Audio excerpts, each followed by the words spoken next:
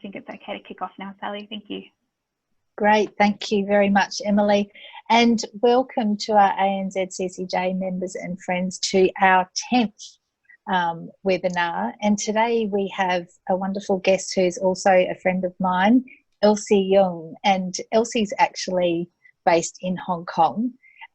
Before this all happened, she was a regular visitor to Tokyo in her role, and she's actually transitioning out of the Asia head of HR for ESOP and transitioning into her own company. So we'll hear more about that today. But Elsie, as I said, she's in Hong Kong. She is going to give a talk today on how to rebuild confidence and resilience in times of challenge. And we were talking before, I think this is perfect timing. We've had 9 webinars, and we've had Austrade talking about trade between Japan and Australia, Ashurst giving some legal advice, BHP and Fukuda-san with CommuniCloud. And then our last one was with Brittany Arthur, who did a wonderful presentation on how to actually give a presentation in a second language. So we've had a wide variety of guests come on and talk to us. But I think today's session will be really helpful now that we're seeing a little bit of light at the end of the tunnel. There's a bit more positivity. The lockdown has been lifted in Tokyo, and we're seeing people get back to work and to study and what have you.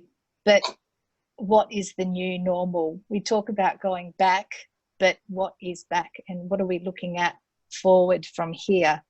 So Elsie is a seasoned strategic human resources professional. She's a qualified colour consultant and a speaker with more than 25 years of professional experience gained through working with multinational companies, as I said before, with ESOP. She's worked across Asia, Australia and Europe, and she's now transitioning herself to setting up her own HR and people development company across Asia markets. So she's experienced lockdown in various forms. She's in Hong Kong, and at the moment I think it's a bit of a tough situation for Elsie. I called her the other day and she was on the way home from work, trying to get home before demonstrations started. So we'll hear more about that from her, but we're looking forward to hearing what she has to say. So before we start, I just want to remind everyone that you are very, very welcome to send through questions and comments throughout today's webinar.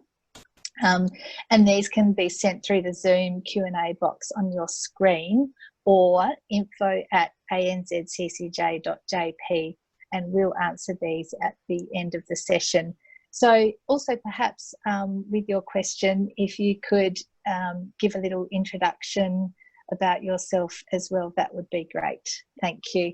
So Elsie, I'll hand it over to you. Thank you, Sally. Yeah, I hope everybody can hear me and see me okay. Yeah, so thank you once again for the opportunity for me to share insights about building confidence and also resilience in the times of challenge. I guess, Sally just mentioned, we are in a tough situation right now, globally. So that's why I think it's important for us to remain that resilience. At the same time, how to, build your confidence at the same time. Okay, so let's get started. And hopefully, within this, the next 30 to 35, 40 minutes, I hope to share some insights with all of you in different markets, and we can definitely, to share feedback with each other later on. Okay, so first of all, what we talk about like normal, right? So in here, that's our normal version 1. Everybody remember what's happening in the past? We travel quite a bit. We could have a face-to-face meeting in the office, and also we could meet our friends in the restaurant, in the bar, in the pub, and things like that. But what does it mean by normal 2.0 now? Like in terms of, like what's happening across different locations. So I just want to show a very quick snapshot of what's happening out there. That's not potentially you might be aware or already like a situation. So first of all, you look at the slide about the picture about Hong Kong. So it is a gym like that. Like the other day, last week I went to the gym myself, and indeed like in the gym they put on the screen to separate from one participant from another, like one customer from another. And you can see China, because they were the first country, obviously had the pandemic, and now they're pretty much back to normal. So you can see the kids like at school having their lunch, and then with all the cardboard in between them. The funny thing is actually we do have this kind of cardboard in Hong Kong. So when we go out for meals, the restaurants already put in those cardboard around us. In Thailand, this is the one, is a robot. You can see, the robot is like sensing everyone, their temperature, at the same time to spray the sanitizer, in the mall and with some, at the environment, so that keep everything tidy and clean. You can also see, like in Singapore, because Singapore is still in the lockdown situation. That's why my team at ESOP, like in Singapore, they're still working from home pretty much all the time, because they are not allowed to go to the office yet. That's why the kids and the parents obviously work together. And this one in Japan, I saw this picture. It's really, really interesting.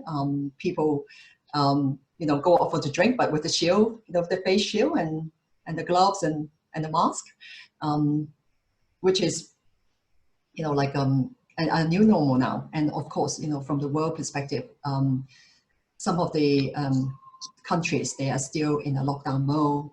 And in particular in South America, situation is getting worse and worse because the cycle has shifted to the southern hemisphere.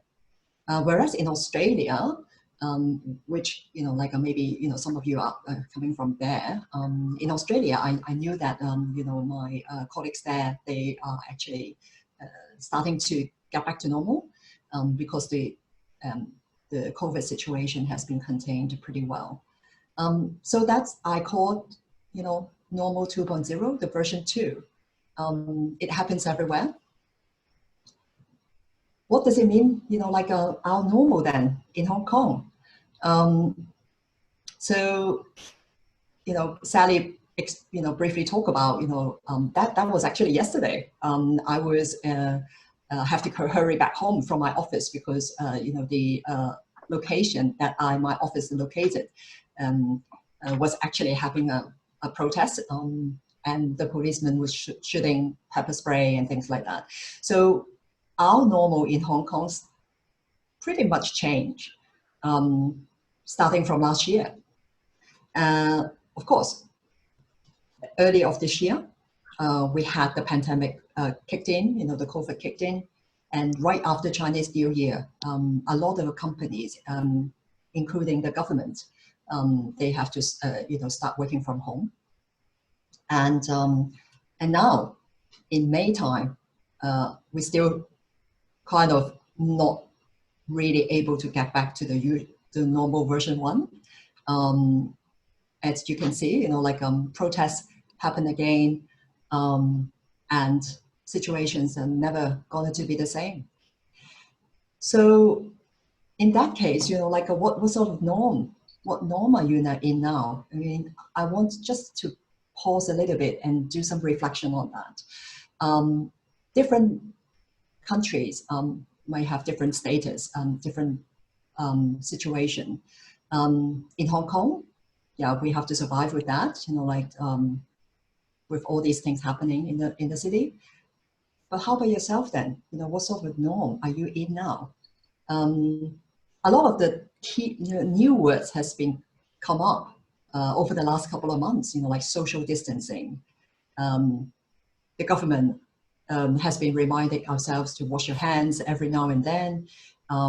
That's why, one of our actually our best-selling products in my current company is the hand wash, because I think this is quite an essential item now. And the whole buying practice has changed now. People go on online shopping, they use all the payment gateway rather than using cash, which I believe probably in Japan there might be a bit of the shift, like for people to use online payment more rather than using cash. And even though when you look at, like when you go out for restaurants, like having meals with family or friends, probably is not the way how it works now. We tend to buy takeaway, dine out rather than having your meals in the restaurant. So that's why all the restaurant, they have to shift their business model as well, how to cope with that situation. We talk about working from home. In Japan terms, I understood this called telework or remote work in other sense. So what does it mean to us? And also, like if you want to have meetings with your colleagues or with your teams or with your customers, you tend to do online meetings now. Just like now, we have the webinar online without having the opportunity to have it face to face. And people tend to, maybe even though they go to work, they will scatter their time, not really, go on the same time anymore. So I would say the whole situation changed. And so how you actually prepare to accept the version 2 of your normal now. I think this is, like the intent of this webinar to share with you some insights and my own, obviously my own personal experience, how to cope with this new normal. So we talk about different ways of working. I mentioned, now we focus a lot of telework, remote work, working from home. So yes, from a practical point of view, we share that whether your home or any other locations apart from your office, is it a real easy for you to work? Do you have the the necessary equipment, or do you have the technology for you to work?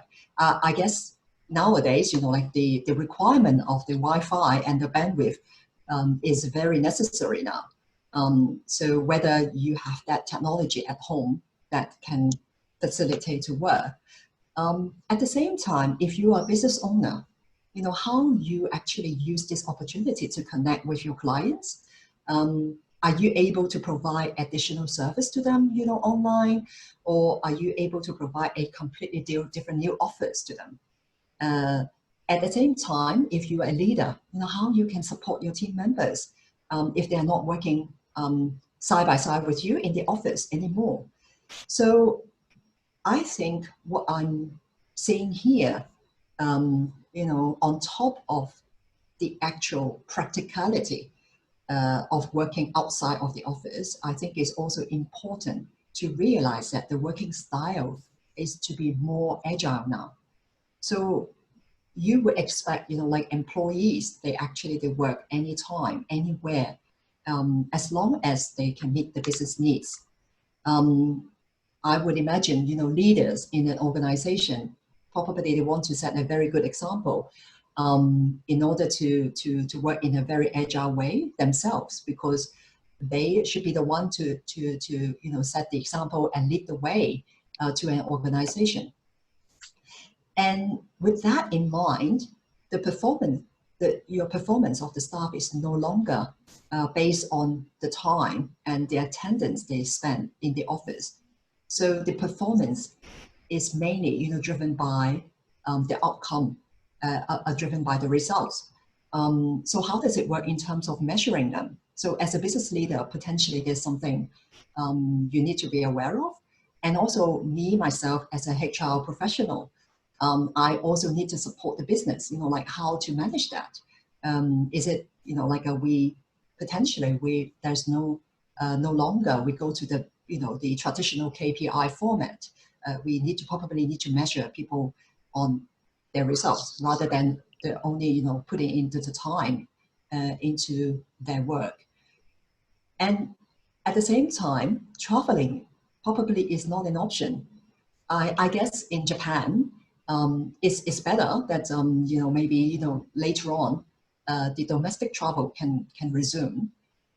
From here in Hong Kong, it's difficult. Potentially we might able to travel to China if the border is open again, or maybe we can travel to Macau. But overseas travel is still a long way to go. So how does it work then? If your business is rely heavily on face-to-face, potentially you definitely have to shift your mindset now and the way of working. I think it's just a food for thoughts to everyone. Is there any creative way that you can do business now? So for me, I think also is a good learning curve for me to deliver messages through webinars, through online meetings. I guess Hong Kong, we are in a better position so that I can actually go out there to meet my clients face to face with the mask on. So at the same time, but if I want to do my business, with other Asian markets, I have to do it now, like this in a virtual space. So I think the next one is, so in that case, we have to make sure that we stay connected with each other.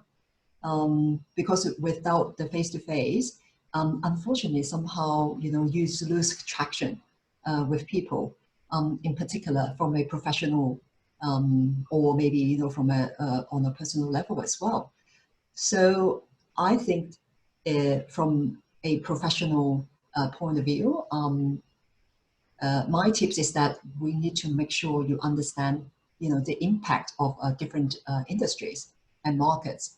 And what does it really mean to your own professional now? For me, I'm a HR space. Given I look after different markets at the meantime, I will keep abreast of what's happening out there, outside of my markets. What's happening in Europe, what's happening in South America, what's happening in Australia too, because we need to understand and we need to learn from others. How things work. To go forward, right? So any new opportunities or any technology that we can use. So this time round, used to be I only use Zoom, and in my office environment we use Skype and also we use Microsoft Teams. But now I realize that there are so many platforms that we can use, and also it's a good thing to me that I can actually, during this connection, I learn a lot from there and acquire new knowledge. At the same time, I think from a professional level, we also encourage leaders and, like professionals to stay, to practice mindfulness regularly. This is a concept that we talk about meditation, a very short meditation every day, only like a 3-minute you can do. Is really to help you to calm down, because you focus on a lot of the breathing of yourself, and then how to manage stress, and at the same time to increase the productivity in the workplace. So I think this is something maybe if you're interested, you can also practice it on a day-to-day basis. There are so many technologies out there that can actually facilitate that. There are apps that you can use very easy. Stay connected socially. We talk about, if you are not able, in particular, if your family is not in your proximity. So I've got family in Europe, I've got family in Australia. So I have to, make sure that I connect with them on a virtual basis, or either, even though, send a text to them on a regular basis, just see how things doing. I think it's important to stay connected, in particular to care about the people that you love. I think it's important. And also at the same time, stay connected with your friends, if possible, and show your kindness to your friends. I think it's also make you feel happier at the same time.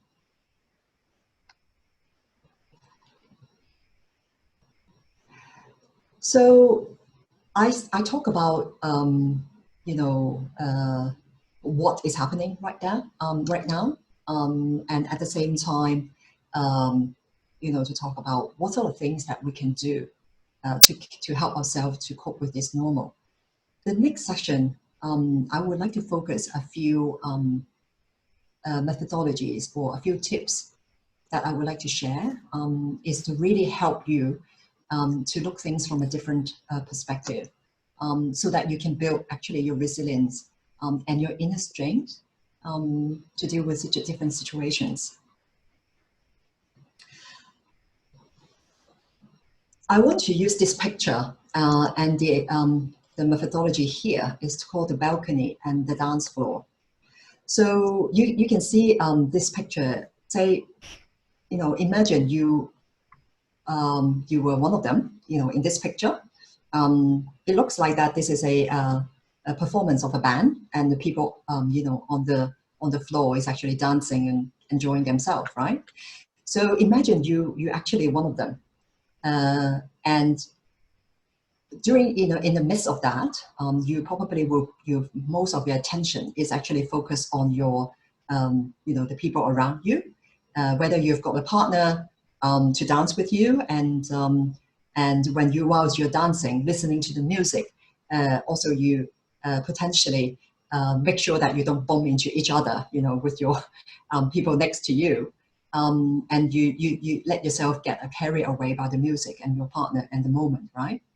So, but when you imagine, like on the right-hand side of this picture, when you imagine if you are on the balcony up there.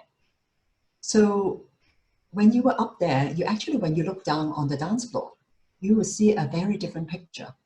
So you will notice all sorts of things happening on the dance floor. So you can see people, maybe they dance very well and then they enjoy themselves, or maybe you see actually some people are not dancing at all. They just observe it, like looking at people, or maybe they're chatting with some other people. So that's why, I want to bring an analogy here. On the dance floor, you can actually find yourself in the action and, consume in the day-to-day running of your business or your role, and being very, very task focused. However, when you move up on the balcony, you can actually find yourself, you can take a step back from the details and take a very clear, more strategic view of what is going on in your business, and being, like a more thinking focus now.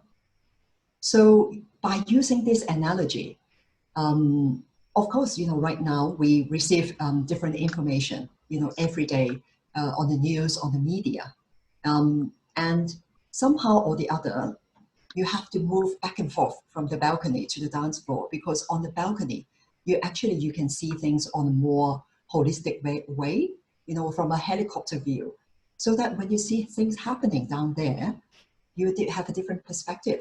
Like when you are in the midst of the on the dance floor, you probably have to running around, make sure that you still deliver your objectives, make sure you deliver your business as a profession, or on the personal level.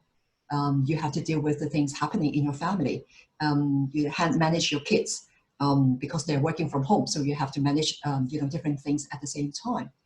But somehow, sometime or the other, like you need to step back again, like on the balcony and say, okay, hey, what's going on here?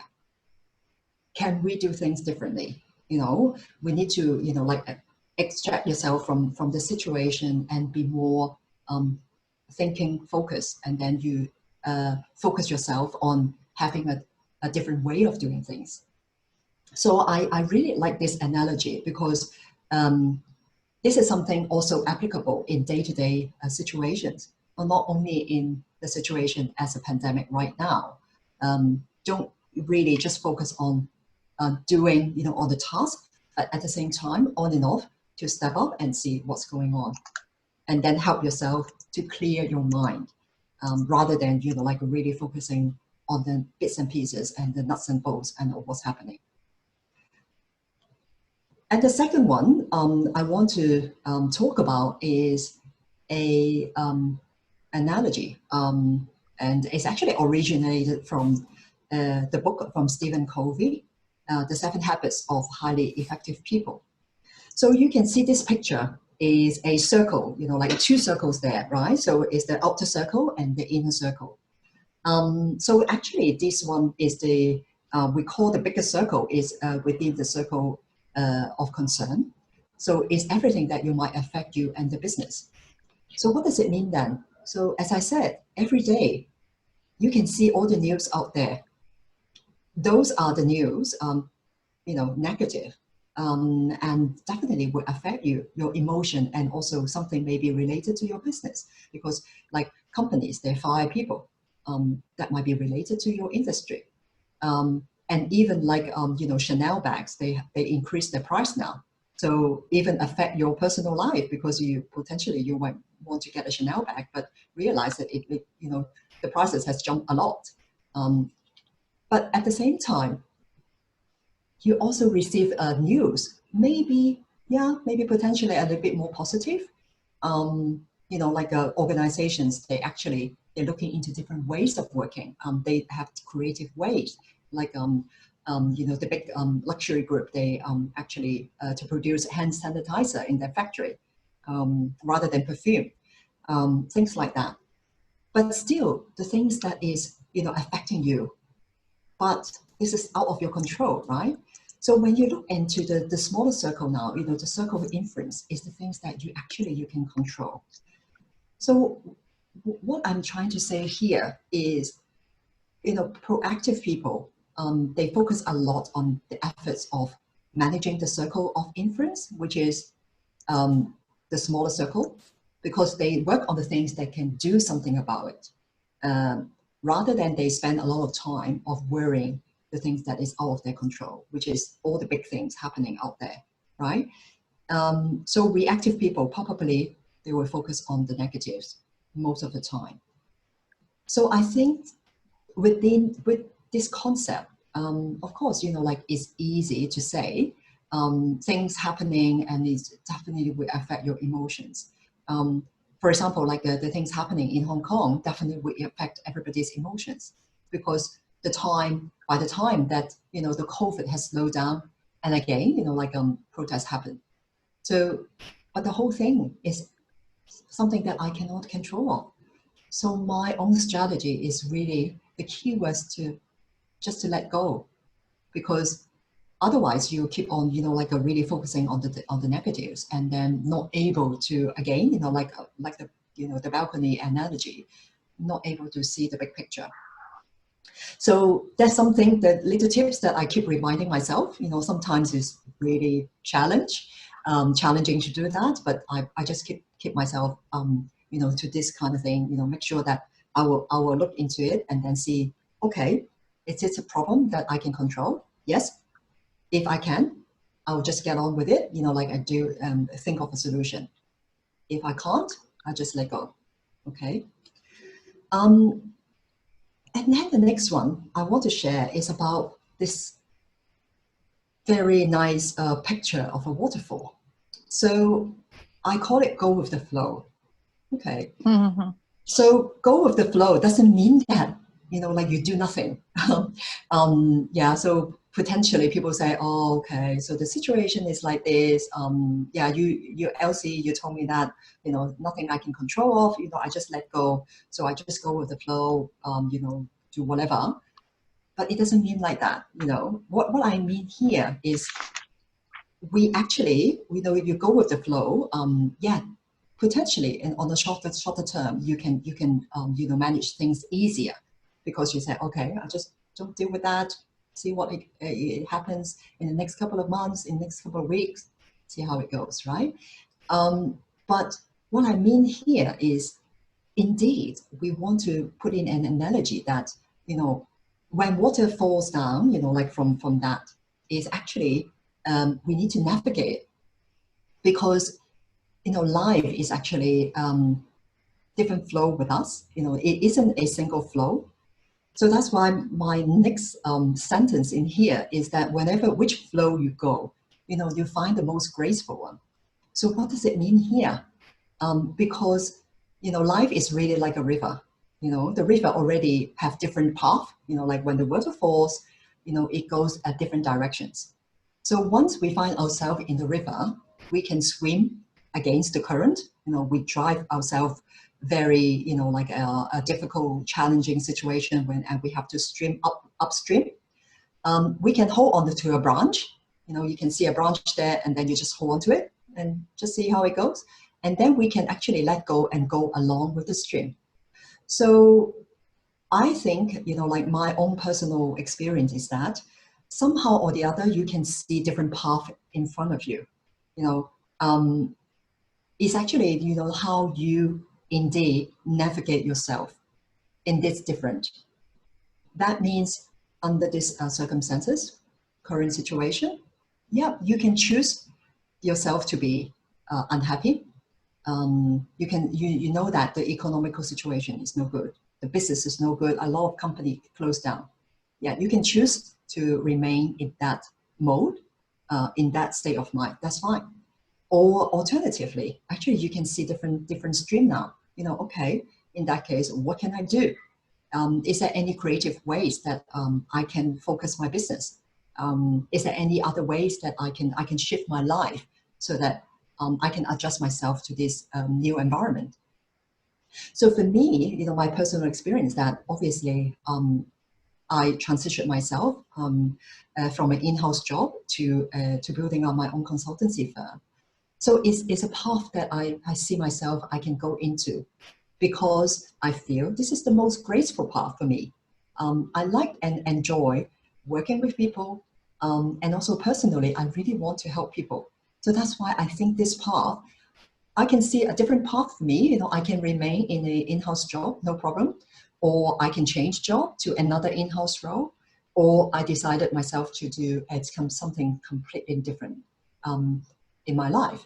So I choose this path because I feel this path is actually give me more happiness. And then I feel very enthusiastic to do it. So that's why, the whole analogy, go with the flow, is to look at different paths, to behave like really like the river. It's very fluid, it's very flexible. You can go anywhere. Choose the right path that is most suitable for you. So with that, so how, like you might have a question. So how can I do it? Because potentially, this is not something I'm very good at.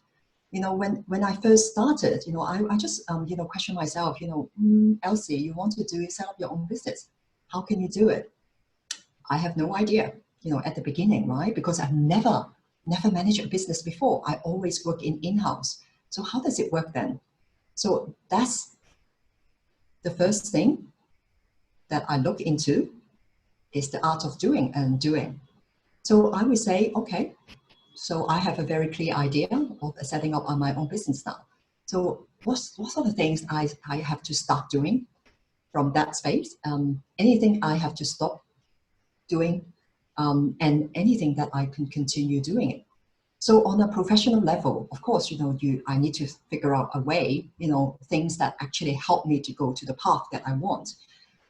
Maybe on a personal level, not necessarily everybody would like to set up their own business, but at the same time, during this situation, anything that you want to do for a long time, maybe you want to build in a new habit. Maybe you want to set up a new hobby of yourself and enjoy your moment. Anything you want to quit doing, stop worrying or care too much how other people see about you, maybe potentially that's the right thing to do. Or maybe something that you want to continue to do, which makes you happier. And I think this is something I think personally, I will spend some time on a regular basis to really to look at the things that I'm doing. Is it on the right track, or things that I need to stop? At the same time, you know, like you need to own your development and your career. As a HR professional, I hear on and off, you know, from employees that, you know, they complain about the company, saying that, you know, this company, you know what, you know, they don't give me an opportunity for promotion. They don't have a career path for me. And there's no point for me to you know, like stay with this company anymore. At the same time, you know, my challenge to them is that, okay, yeah, probably, you know, a lot of companies, they might not be able to have a lot of, you know, different layers that you can actually promote, or different, you know, like countries that you can actually move around to in order to get your exposure.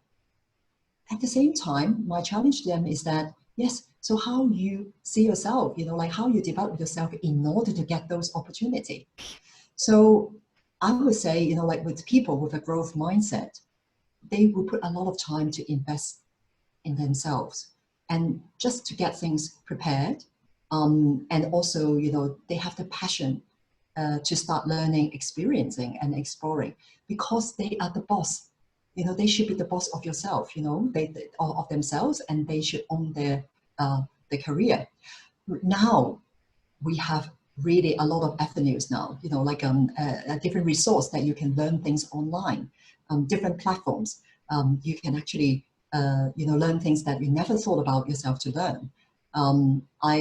I think myself, you know, personally, I also learn a lot, you know, online with different knowledge, so that, you know, like I really upskill myself, because that's the career that I want to own it.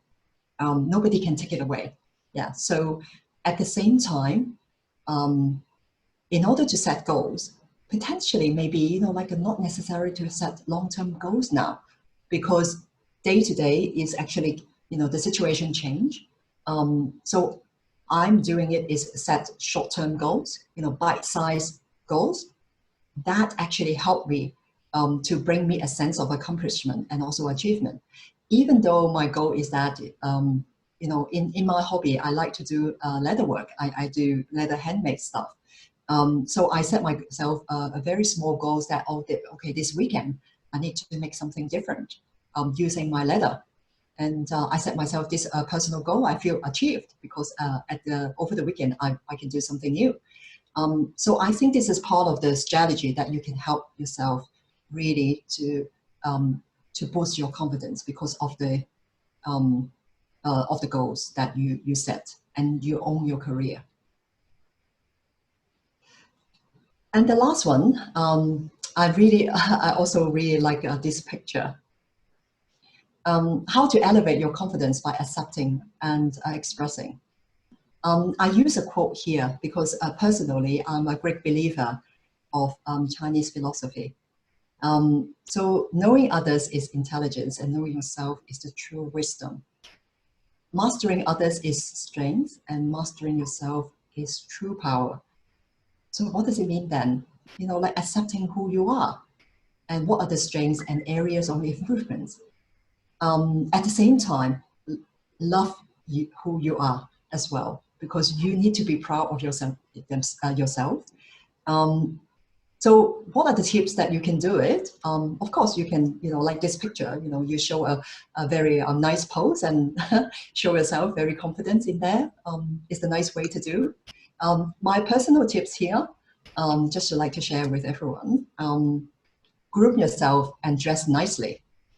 I mean, I am actually, the reason I take up the qualification of a color consultant is I realized that, you know, a little shift of how you dress, you know, different, you know, a shift of the colors is actually already help you to boost your confidence. It doesn't mean that you have to change all your wardrobe and then, you know, show away all your old clothes. The only knowledge that you need to acquire is to understand the best color. And so that you can just, you know, have a little shift and to help yourself, you know, like You know, when you go out there today and then people say, oh, wow, you look so nice today. Indeed, you just changed the color of your outfit. That's so simple as that. Yeah. And the next one is about, you know, really think positively. Get to know yourself and know your principles and live them. That's, you know, like over the last 30 minutes, I'm been talking about, you know, really to understand yourself and to set goals for yourself, small goals so that you can achieve easily. Be kind and generous, and helping others by volunteering, because that's also my great, I'm a great believer of giving, in particular in this time of the moment. A lot of people that are in need, and just share, you know, show your kindness and to be generous to them. I work, you know, personally, I do a lot of volunteer work. In particular, if I can, you know, really give my time to those people in need, I feel very happy and actually feel very confident of myself too. Be grateful. Be grateful of what you have at the meantime. Given, yeah, probably, you know, a lot of the situations that you know, in terms of the business, in terms of your profession, that might be, you know, really challenging. At the same time, look at the things that you have and be grateful about that. And get active and get things done. I always like to roll up my sleeve and get things done because I don't want to, you know, like wait things in there. That's my personality. If I want to do something, I would just say, okay, let's do it. Yeah. And the last tip that I would do a lot is to smile, to laugh more. Somehow or the other, you know, like, you know, I feel like, what can you do then? You know, like situations like this in Hong Kong, we just keep joking with each other. You know, like now we definitely need the mask, either from the COVID situation or from the protest. We need our mask. So I think, you know, what can we do then? Yeah, we just laugh about it. I think this is the only thing that we can do. But yeah, that's true, right? Smiling, laughing actually keep you in the right momentum all the time. Okay, so that's all from me. I spent probably like 40 minutes to talk about my topics, and thank you very much.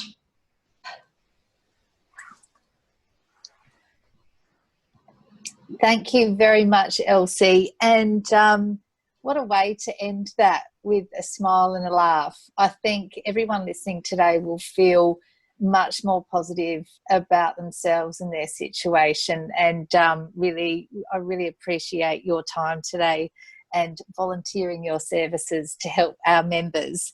And I love this stepping back on the balcony. This is so true. I think we can really feel very overwhelmed about what's happening now. You know, we all have different roles here, and those roles have changed quite considerably with new responsibilities.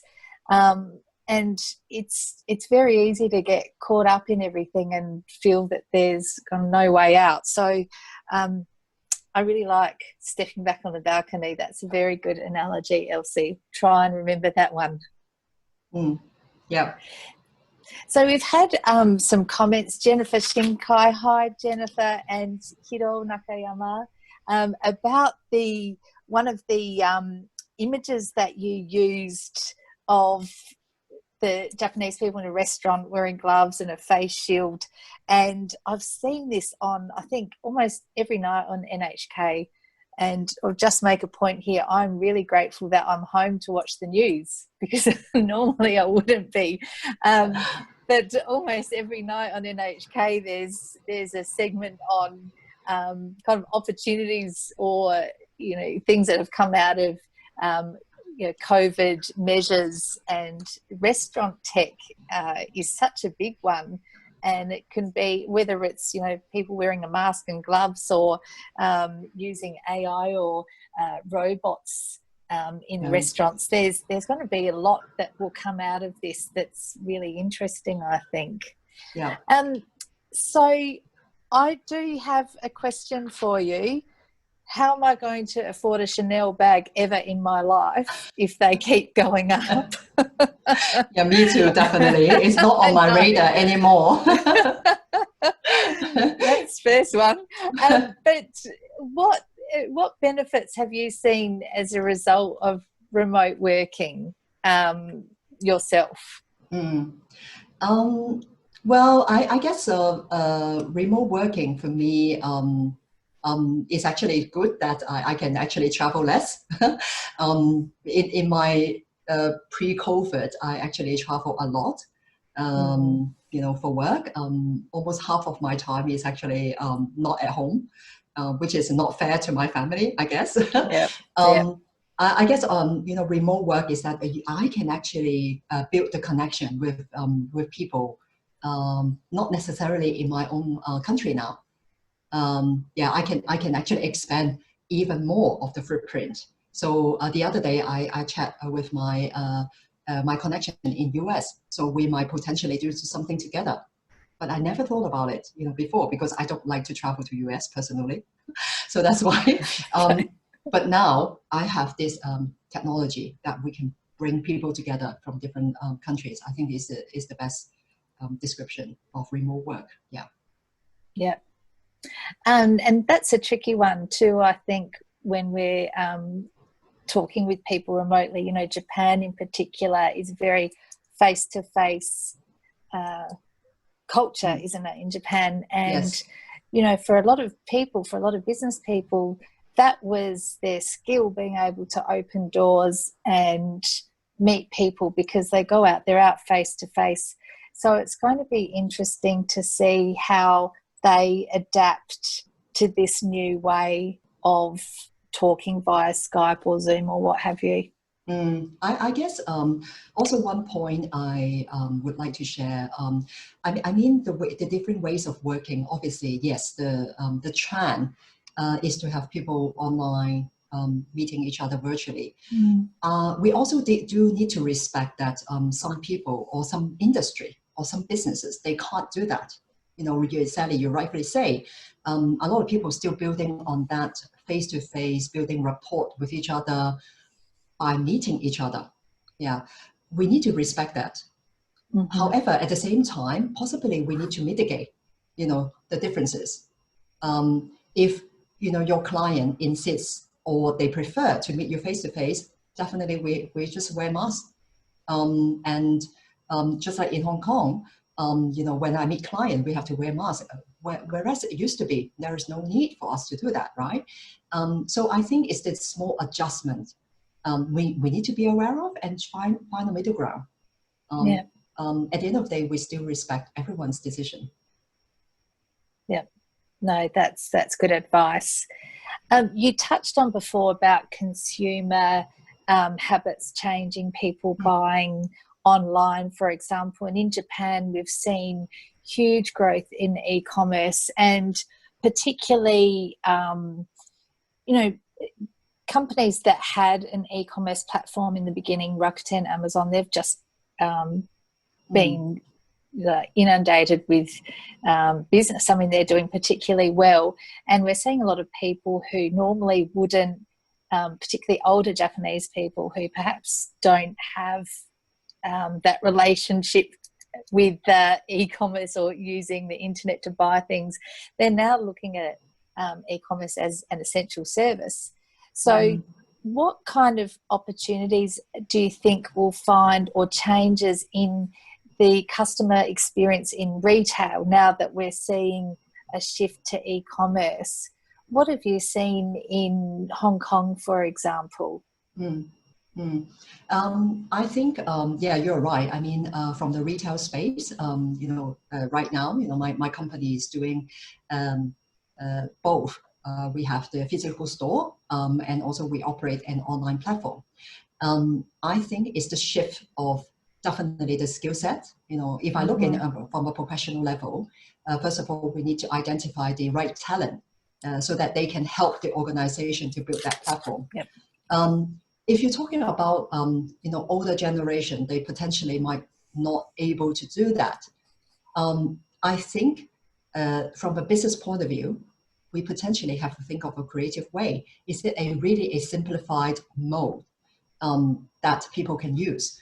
I think, for example, like in Hong Kong, we do have mobile phones, smartphones, that actually they have a very simple interface. So they have a bigger screen and just very simple interface, so that the older people, they can actually still use smartphone, but with a big like icon on there. Yeah, so I think that we need to facilitate that, because technology comes in every now and then. Mm-hmm. By the time 20 years later, we probably will be like the older generation, right? Yeah. Yeah. So the kids, nowadays they need to build in something new so that they can facilitate the customers for purchasing. And to be honest, maybe this group of customers, they have actually more money to buy too. So I think creativity is very key. Personally, I definitely can see the shift. I'm helping my mom to do a few online shopping now, given she can't do it herself, but I support to do it. Yeah. Yeah, I think this is something I rely on the IT guys, the digital guys, to think of a better solution for us. Yeah. Yeah. No, that's great. Thank you very much.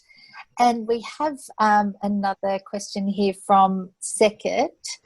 Do you think we can generate new business leads only through online meetings? That's a very good question. And I know we just touched on that before with this whole face-to-face business culture in Japan, but what do you think about this? I think, personally, I think it's possible. In particular, if I work with more, with the countries that is actually more acceptable. As I said, as if I want to work with the business in US or the businesses in Australia, I'm just doing online. I won't be able to travel there. I mean, even, if the travel resumes, potentially I won't be traveling that much on the long haul flight anymore. I don't want to lose that opportunity either. So I will try my very best, to present myself online, to come up with a deal online. I think also one of the things I realized on the news is that because in Japan, a lot of the document you still need a physical stamp, whereas in other countries, they rely on e-signature already, even signing the contract. Yeah, I think that's something might be, in particular in a Japan context, people are talking about changing it now. Yeah, no, that's very true. And I think we'll find there'll be a lot of changes that will come out of this, with Japanese business culture, and perhaps changes for the good. I know Emily and Aki at the Chamber still have to go to the bank once a month to physically go to the bank to pay themselves. So it would be great if that could change, but, we can't ask for too much, I think. It's been really, really interesting, Elsie, and I've learned a lot, and I think we've got some really great points that we can focus on and take back and really think about from now on. As I mentioned before, I'm going to step back onto the balcony as much as possible and really be grateful about what's going on. I have a child who is still off of Hoyokun. He's at home. And, sometimes it does drive me up the wall, but actually I'm grateful that we can actually spend more time together, which is terrific. So I think that's on point there.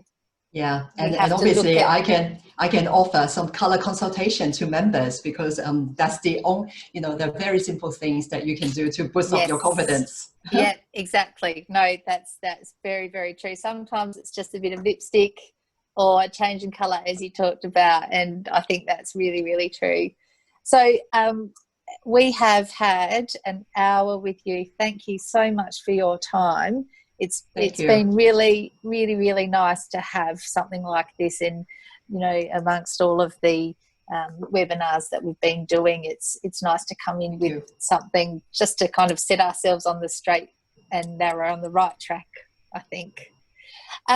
So we have had some questions that I think we've gone through today, but if any of you watching now have more questions for Elsie, please feel free to send them through to info@anzccj.jp and we'll send them on to you, Elsie.